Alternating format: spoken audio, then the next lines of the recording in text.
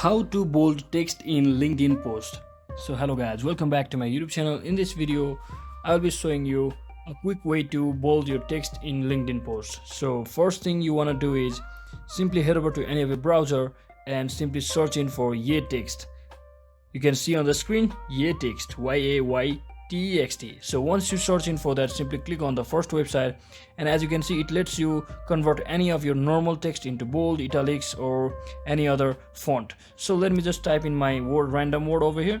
So when I type my random word, it will automatically convert my word to bold. So what I can do is simply copy it from over here, and then what I will do is simply head back to my LinkedIn account and just make sure you are logged in and simply click on this plus button over here and simply paste it. As you can see, my word has been successfully bolded, and just like that you can also use any other bold text just like the shown method over there. And that's it guys. So hope this video was helpful. Don't forget to like and subscribe to the channel.